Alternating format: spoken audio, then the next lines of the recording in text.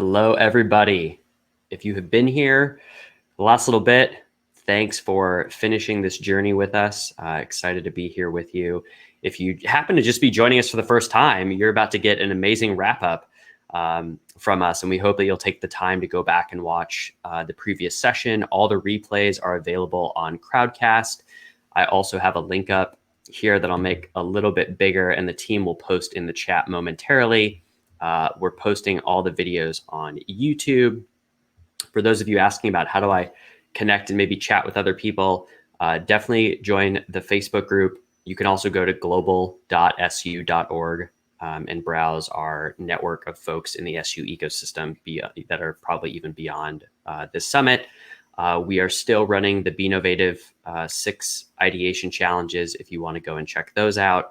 And of course, all the resources, links to slides, interesting companies, research, all that good stuff that's been shared over the last couple of days is live on our resources page at su.org/COVID-19. So that is that, and a couple things that are coming up for you guys to check out as well that I think would be useful is we're going to host another session specifically around how leaders can navigate chaos in uncertain times. I know a lot of people have been asking about, great, I want to think real big, but what can I do right now? So come and check that session out, su.org/navigate-chaos. We'll also post that link here in the chat, coming up March 26th with some great folks from SU. And then, of course, we've got another virtual conference coming up with our partners at EXO and XPRIZE. Go to that URL, exoworld.live/SU, to sign up and participate. And with that, I will stop sharing my screen and we will get into our wrap up. So I am joined by Dr. Tiffany Vora. And I just have to say first, before we even get started, thank you. I think we'll talk about the story behind how this thing got started in the beginning, but it all came down to it. WhatsApp message that I sent to Tiffany, and she said, yeah, let's go for it. So thank you, Tiffany, for saying yes to this. Everybody who's been saying thank you for SU for putting it on. Tiffany kind of gave me that hook that said, hey, let's go run with it. So thank you for that, Tiffany. Well, thank you for asking the question. I can't say yes if nobody asks the question. There you go. So Tiffany is an educator, writer, research scientist, and entrepreneur. She got her undergraduate degree in biology and chemistry at NYU and her PhD in the Department of Molecular Biology at Princeton. She previously worked in drug discovery and taught at Stanford University and the American University in Cairo. She's founded 2 startups and is currently faculty and vice chair of medicine and digital biology here at Singularity University. Thank you for being here with us. Thank you so much for having me, Adam. You got it. All right, well, let's get started with a basic question. What's life like for you right now in the Bay Area? Right, so I live in Silicon Valley, so we are in shelter in place. We are under legal orders to stay at home, to social distance, and to only engage in essential activities. So that means everyone is at home all the time. Schools are closed. My 8-year-old son is home all the time. My husband's campus is closed. He's working with his lab virtually. He's going to be teaching his classes virtually. And there's no travel for any of us, which is not what our lives are like usually. So we're suddenly trying to balance work and life in a way that we've never had to before. So for me personally, I'm self-employed. So my businesses have been very strongly impacted by this epidemic and then also now by this shelter-in-place order. So I'm struggling with financial uncertainty because if I don't work, I don't get paid. So I have a lot of empathy right now for folks who are working in the gig economy because, you know, I'm really lucky. A lot of folks aren't. There are a lot of small businesses, a lot of larger businesses, and a lot of gig workers who are suddenly figuring out that their states of being are very fragile. So what are some things I'm doing right now? I'm investing in my future a lot. So because a lot of my business has gotten disrupted, I've been writing instead of giving talks. I've upped my mentoring of startups and women in STEM, which is something I'm passionate about all the time, but sometimes don't have a lot of time to do. And to be honest, just between you and me and our 20,000 friends, Adam, I've been trying to figure this whole social media thing out. But I heard something that David Bray said 2 days ago that really resonated with me. He said, this is so scary because we can't see biology. And for me, that's interesting because as a biologist, I can see it. I've spent 20 years learning how to see this biology. And so even though right now biology is scaring the world, for me, biology is beautiful. Even viruses, even sickness, even the human body, all of this is still fundamentally beautiful and awe-inspiring to me. So I'm looking for those touch points of awe and inspiration and beauty, and I'll be sharing them on Twitter and Instagram moving forward. So come check me out so that we can stay in contact and do that.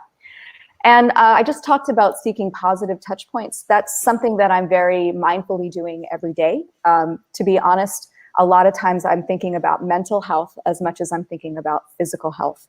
I'm not so worried about losing social contact as I am about losing privacy right now. So I'm playing my guitar a lot. I'm finding something fun to teach my son every day. It's usually biology, but not always biology. And those are the things that I'm really excited about doing. And until I know what life is going to be like for the next couple of weeks, I am really drilling down on making today as good as I can. So thank you for making this day for me a good day, getting to be in touch with all of our new friends. Absolutely. You've got it. We appreciate you being here for sure. Let's talk about, with everything that's been going on, what are some of the things that have positively surprised you the most? So I think the thing that has surprised me the most in a good way is how awesome science and medicine have been. So just to give you a sense of this, the DNA sequence, the genome sequence for the first SARS-2, the CoV-2 virus, this virus we're talking about, came out within days to weeks. Now, I'm not that old, but back in my day, you could get your PhD in 6 years from sequencing something. So the fact that someone is able to do this within days, if not weeks, is just astonishing to me. The technology is fantastic, the speed is fantastic, the computation, it's amazing. And scientists around the world and publishers are stepping up to make this information as accessible as possible, as fast as possible. I also was really excited by how fast some of these structural information came in, right? If we're gonna fight this disease with therapies, in biology, structure is function. So if you want to mess up the function of the virus, you need to know what the structure is. And again, I know folks who spent their entire PhD work just solving the structure of a protein. And now suddenly we've got these structures for a brand new to us virus. So I was absolutely stunned by that. And looking at how drugs and vaccines are being very quickly repurposed, pulled off the shelf, looking for off-label uses, I think that's astonishing. And I'm also really stunned by how nimble the collaborations are between small companies, massive corporations, governments, and NGOs. So I remember Julia Cheek at the end of day one was talking about that amazing funding opportunity they put together that she wasn't even sure was going to work, but sure enough, it did. And so I believe in science. I believe in scientists as a community. I believe in the medical community, but actually getting to watch it unfold in real time, how people are rising to this challenge and helping to make the world a better place, maybe not today, but 6 months from now, it's just astonishing. Yeah, I couldn't agree more. And it's also one of those things where it's so hard, and we've talked about this a bunch throughout the last couple of days, is like, how do you hold that with the reality that people are getting very sick and they're dying and there's all this stuff happening, and then also being able to appreciate those good things. So let's flip it a little bit. What have you been surprised by in a not so good way when it comes to this pandemic? So the thing that really surprised me was how quickly the situation moved from being what I would consider to be rooted in biology and medicine and data into social effects, panic, fake news, economic effects. I was surprised by that. I would not have been able to predict that people would react so strongly at being told, just wash your hands, that's all we've got. To me, I'm thrilled by soap and water. I think it's amazing. You give me something simple to do, I'm happy to do it. But that is not what we saw across societies, across parts of society. People wanted more. And for me, I think a lot of that comes down to issues of trust. This is a touch point you've heard over and over again in the last 3 days. Trust matters. And in fact, I think that in the coming years, Trust is going to be the single most important commodity that a person, a business, or a government can have. And what we're seeing right now is what happens when trust fails. When you don't trust your government, when you can't trust the internet, when you're turning to information on Facebook or WhatsApp or whatever it is, instead of going to the WHO or the CDC or the FDA. I was not really prepared for that, even though I've been coming to realize in recent months just how important trust is. So when I think about the steps we need to move forward into the future, trust in our information, trust in our medical system, and trust in our systems really is what it comes down to. Our democratic systems, our educational systems, our economic systems. It's all connected now. I remember the other day, Jamie Metzel said that it's the systems here that really matter, right? We can agree that the effects that this disease are having on individuals are absolutely tragic. But what really scares me, what makes me want to stay up at night, is wondering what's going to happen to our systems, our medical system, our governance, our education, our economics. Because the world is a different place now. It's not that the viruses are different. It's that the world is different and people are connected in different ways and systems are interconnected in a way that leads to fragility rather than robustness, right? If one part of the network goes down, potentially the shocks reverberate through the entire global network. And so I am no longer able as a scientist to disentangle the data, the medical information from what's going on right outside my door today while we're in lockdown. And I think that's a really important learning moment for me. I want to touch on that real quick, the point that you made about the underlying systems. Are there cases where you think that system failure could be a good thing? Where it would actually give us a chance to, build a different system? So I got an interesting text from a friend the other day who we were talking about some scary numbers we were looking at. And she said something like, I'm kind of hoping this will take down capitalism. Wink, wink. And I was like, that is a really interesting way of putting it. And in fact, what I think this is an interesting forcing function that's going to force us to reevaluate a whole slew of systems. Capitalism is just one of them. It's not the only one that I think should be re-examined. But remember, the zeitgeist has been moving in that direction anyway, right? We had Pope Francis, just as one example of someone who's been calling out whether the system that we built, capitalist system, is the best possible system, is a system that will lead to the best possible future. And so what I see here is a sharpening and a further weighting of conversations that we've been having but are very easy to ignore. I am not a fan of completely burning things to the ground and then starting over. That makes me a bit nervous. If you are a fan of what I think of as a hard reset, there was a wonderful book that came out a few years ago called Year Zero, and it talks about 1945. So I've heard several speakers in our summit talk about the post-World War II rebuilding era, this recalculation era, a total recalibration of what our values were as individuals, as societies. We might be in a moment like that right now. And while that is scary, that is fundamentally empowering. We are being given another chance here to do things different, to take a hard look at our systems and how they're connected, and to make tough decisions that we wouldn't have made even 6 months ago because life was easier then for most of us. So I think there's something to be said here. And, I'm an experimentalist. My job is to poke at things. This is a pretty strong poke, but I'm interested to see what we can learn from it. That's what's really interesting here. What can we learn? What can we do moving forward? I think that's a good segue. You pretty much read the next question that I have written down here.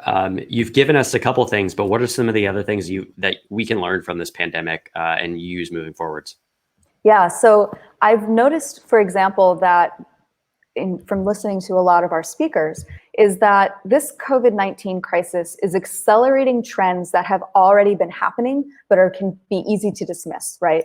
So whether we're talking about the rise of virtual work, virtual interactions, whether we're talking about the fragility and importance of our connections, of our infrastructure, our societies, human health, whether we're talking about AI, whether we're talking about complexity, COVID-19 is forcing us to a place where we have to actually confront those trends that we've been happy ignoring. And I wanted to share a wonderful quote with you that I've been coming back to quite often. It was in the March-April MIT Tech Review Futurism issue, which is a wonderful issue. I highly recommend you pick it up. And this is a quote from a futurist named Annalisa Keyer. And she wrote, "When it comes to the future, you have two choices. You can sit back and think, it's not happening to me, and build a great big wall to keep out all the bad news. Or you can build windmills and harness the winds of change." We are in a moment right now where this idea of building walls and putting our hands over our ears and saying, la, la, la, it's not happening to us, that's over. We cannot do that anymore. And so for me, the other choice is harnessing the winds of change by building windmills. And Adam, you alluded to this before when you were talking about how this summit came together. This summit came together from a simple question that Adam WhatsApped me. And we got a variety of collaborators to come together and just come up with a bunch of ideas. How can we do this digitally? How can we demonetize this, right? Make it free. How can we decentralize it so that we're crowdsourcing volunteer contributions from these, 32 experts that have been contributing to this virtual summit? Yeah. So just to let you guys see behind the curtain, none of us are being paid to be here. This is something that we did because we are passionate about taking control of this moment and using it to make the world better. So this was one way that Singularity University and a whole bunch of partners are harnessing the winds of change. And I think that's a really exciting moment, and we can see more and more of this happens if you have the courage to take the hard look, to poke, and to do the experiment. So that's one big takeaway. Yeah, I love that perspective. And I think that it's also going to be, we're going to have just an increasing number of these moments where we can no longer refuse to confront what's right in front of us. And one thing that got talked about a little bit today is what's going to happen when more remote places or less advanced places, I don't know what the right word is for it, come in contact with coronavirus if they haven't already. Like, what happens through Africa and rural India and more of Asia? Like, what do we do in those? Like, we're going to learn so many new things and have to come to the aid of folks that we maybe never would have thought of collaborating with before. It's going to be something that I frankly can't even fathom yet. Well, I think there's a lot of interesting potential there, right? We talk a lot about developing economies or developing societies being able to leapfrog the steps that other societies took first in order to get to perhaps a cheaper, a faster, a simpler, a more robust, a more democratized solution. And it's possible here that this is what we're going to see happen. The virtual connections, if this is what is really going to happen in the future, really change the balance of power, because it doesn't matter where you are in order to do this innovation or in order to deploy these things. The playing field will be increasingly leveled, is my hope. So I also just want to click on something you said. You said, will we have to come to the aid of? My question is, how do we empower everyone to solve the problems themselves instead of waiting for help to show up? So I think there's some really exciting potential here to flip the narrative around power, around ownership, around agency. Agency is so important to me because there are a lot of solutions out there. How do we get it so that the best ones actually have a fighting chance to make a difference?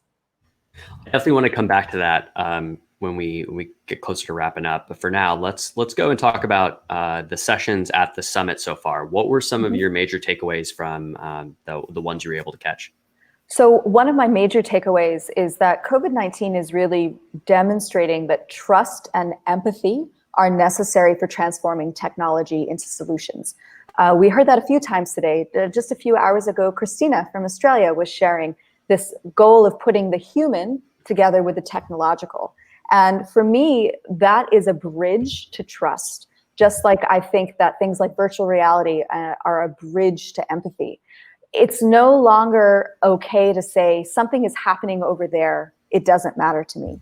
We said that during refugee crises. We've said that during wars and droughts and famines. But now there's no more over there. There's no more you, not me. We're all in this together. David Bray, a couple of days ago, said, we will get through this only because we work together as a planet. And I feel like I couldn't say that better myself. Have I been seeing a hashtag better together? Is that the hashtag people are using? I hope it is. I hope it is too. And I think that's really important.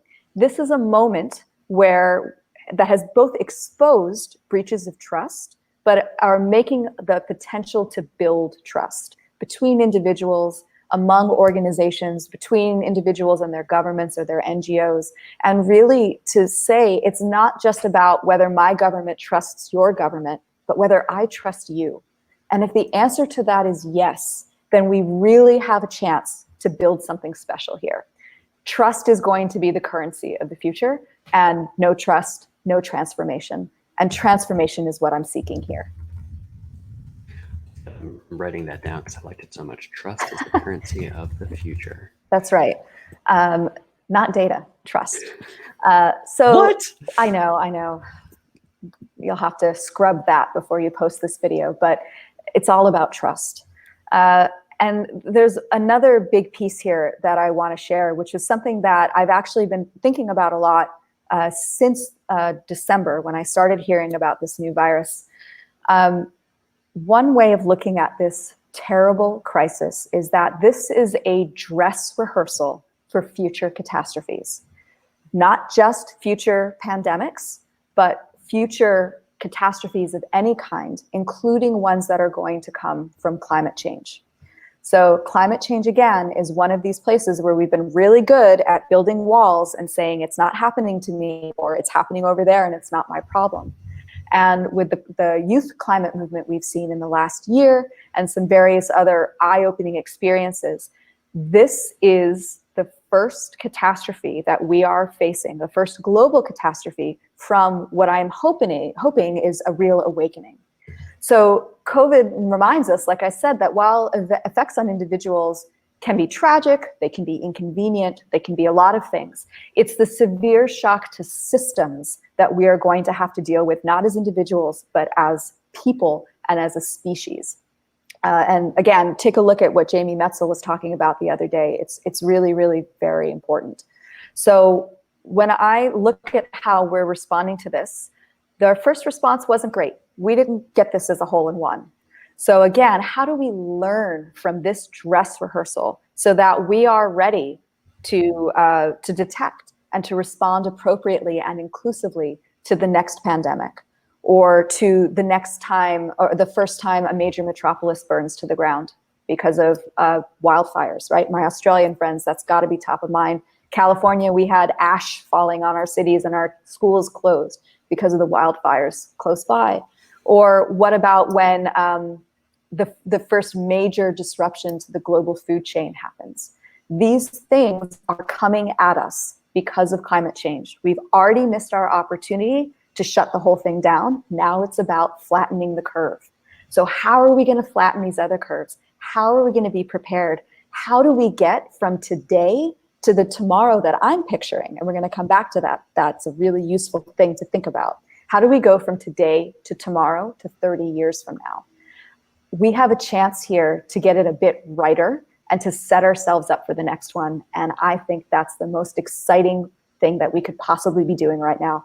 Galvanizing innovation, galvanizing inclusion, galvanizing creativity and trust. And just to be clear, that's not saying that we're just going to move on from what we're in the middle of. We still have to deal with that, but it's how do we harness the energy or the windmills, if you will, from what you mentioned earlier, so that we can continue this trend and this collaboration and not go back to where we have been. So let's go there. Can we do it? What can we do? So I just want to click on the windmill analogy one more time, because it's an interesting analogy, right? When a windmill is moving, it's grinding some grains at the bottom to make bread for whoever it is who's dropped off the grain that day. But when the grain leaves, the windmill still stands and it's ready to do the next task. So when we're building windmills here, we're not just building solutions. We're not just baking individual loaves of bread.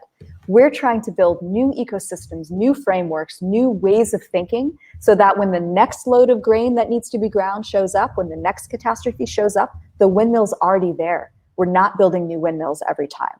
So that just came to me, but I think it's an important point. Yeah, I like that. So how do we harness the energy from this crisis to make the world a better place? Because I think that's why we're all here together today and why we've come together for the last 3 days. And my answer to that is that we use this opportunity to build our own vision of what we want the future to be. Not tomorrow, not in a week, not in 6 months. But I want you all to join me for just a moment in really taking time to think about what your future should look like. So close your eyes. I can't see all of you, so I'm going to have to trust that you're doing it. But please close your eyes and picture your life 30 years from now. 2050, it's a long way out. What do you see? Are you in a house? Are you in a sustainable village like James Ehrlich talked to you about? Are you in a spaceship? Are you on Mars? Who are you with? Are you with your family? Are you by yourself? Are you with a company or a group? Can you touch them? Do you really need to touch them to feel connected to them? How does your body feel? Do you feel healthy? Do you feel strong? Do you have extra parts in it? How does the body 30 years from now feel? What does the world around you smell like or taste like or feel like? And now here are my most important questions for you while your eyes still shut and you're still in 2030. Are you happy? Are you energized? Are you safe? What have you built with your life to bring you to this point? I'm going to count to 10 quietly so you can just have some silence to think about those things.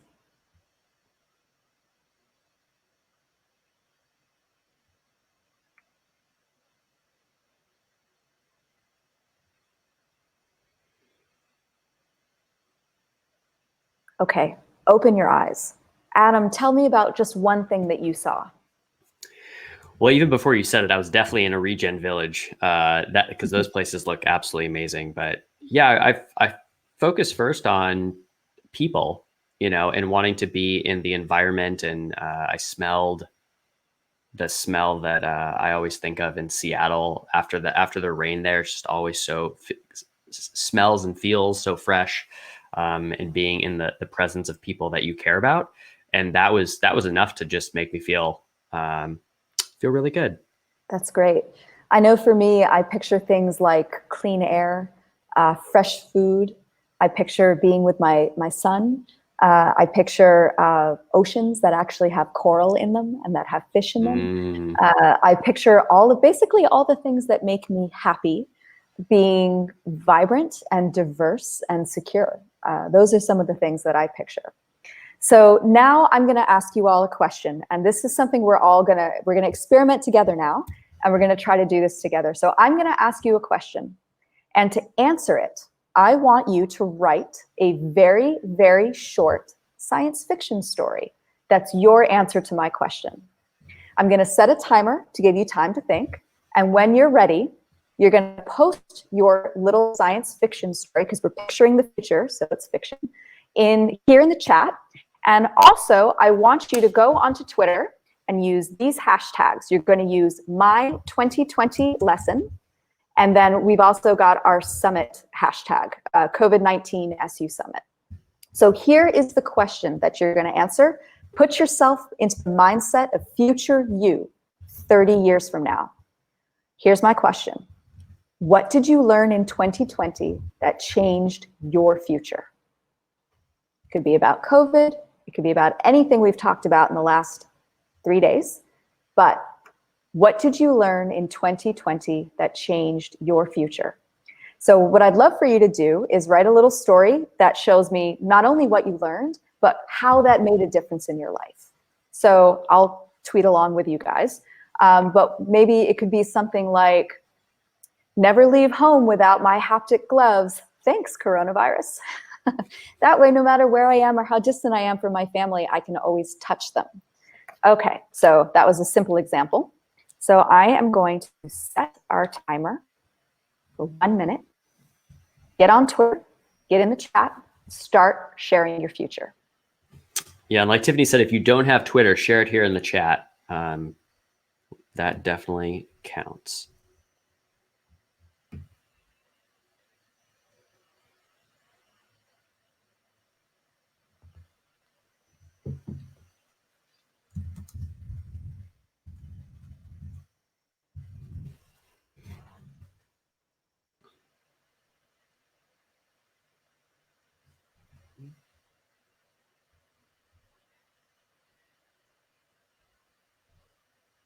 Okay.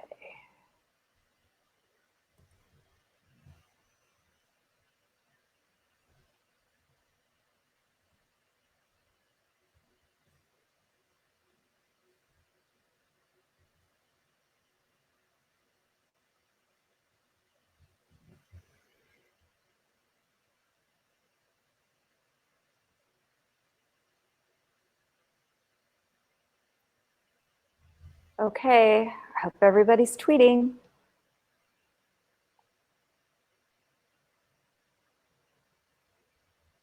Excellent. All right, so this exercise doesn't have to stop here.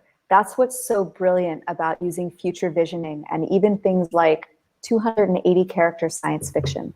When you're quiet, when you're showering, when you're out for a run, when you're doing whatever it is you're going to do with social distancing, always have that voice empowered in your head to be thinking about your best possible future. Because the moment for building that is now.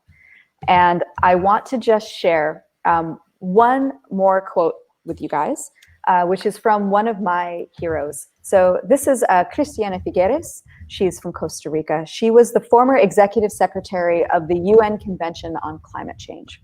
And here's something that she wrote just a couple of months ago. She wrote, "If you do not control the complex landscape of a challenge, and you rarely do, the most powerful thing you can do is to change how you behave in that landscape, using yourself as a catalyst for change." So if there's one thing that I want you to walk away with today, it's that you are a catalyst for change. Now, the word catalyst is a really interesting one. So I'm a scientist, so let's use the scientific definition of the word catalyst.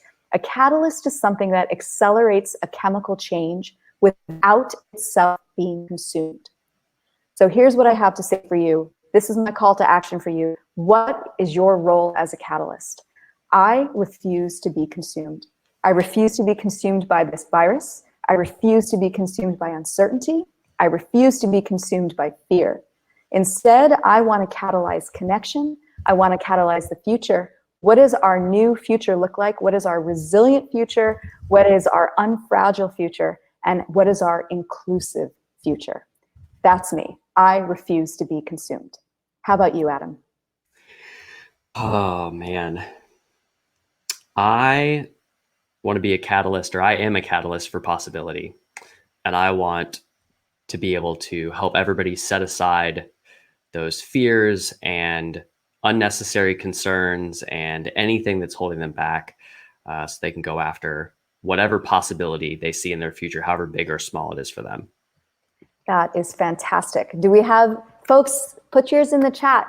What is your resolution? Remember, we've talked about mindfulness and setting an intention and sending it out into the universe, but using our digital tools, you can send it out into the Twitterverse or into the chatverse. This is your chance to set your intention for the future, for today, for tomorrow, and for 20, 30 years from now. So thank you so much to Singularity for making the space for us to do this. I feel like that's what we're all about as a global community. And I just want to see us change this wind into a windmill. Thank you so much for being here, Tiffany. We really appreciate it. I will get us closed out, but I couldn't have asked anybody better to help be here tonight with me. So appreciate it. Thank you. Thank you, everyone. Stay strong, stay healthy, wash your hands. All right, see you, Tiffany. Bye. All right, everyone. That just about does it. And if you're still around, I wanted to take a couple extra minutes here to say some thanks. But I think that the reminder, the thread through all of this for sure has been like, yes, the technology, yes, the science, yes, the possibility, and the realness of the challenge that we're facing today. But we're all in this together. And I just wanted to take a moment for all of us who are still here to do what Ellie showed us, and we're going to take a second, and wherever you're at, feel the ground. If you're standing up, put your feet on it. If you're sitting, put your feet on the ground. And let's all take one big deep breath together to feel connected and grounded. You can leave your eyes open or closed, whatever feels right.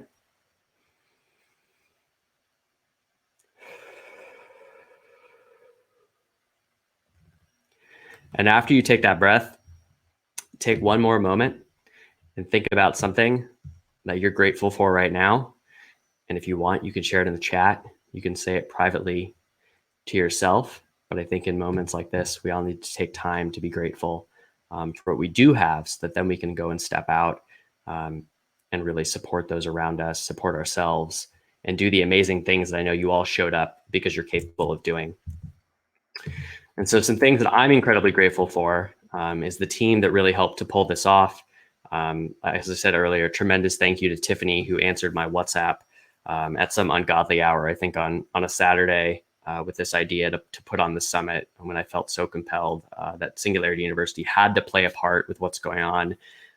To Christina, who leads all things faculty here at Singularity and was so gracious in providing her time to be able to activate our faculty network. To Karen at SU, who really said yes and was like, yep, go and run with it, whatever it's going to take, cleared the path. The team that's been here from the very beginning, Venus, Cody, Jody, I couldn't have done it without you guys to really pull this together and make it happen. Emily, January, Ingrid, Chanot, Jesse, Kenny, Tyler, Starina, Suzanne, Ryan, and probably so many more people that have been helping out behind the scenes that I just haven't even seen yet. It's been really amazing to see what this company is capable in times like these. And to everybody else who is here, I'm so beyond grateful that you've given us your time and your attention. I hope that you've found tremendous value in this, and that you can take this back to the people and the communities that you're a part of, that you love and that you want to make a difference in, so that we can get through this pandemic and then put up those windmills, as Tiffany mentioned, to be able to get us through anything else that might come afterwards. You leave here now with some tools. We certainly all have the technology out in the world today, and you now have a tremendous network, hopefully with some folks that you may have not had before, to go and create that huge change out in the world and to positively impact the billions of people on this planet that really need it to solve these global challenges. So remember, we're in it together. So let's do it together. First, take care of yourself, stay healthy, stay safe. And we are here at Singularity University whenever you're ready. Have a great rest of your week, and we'll talk to you soon.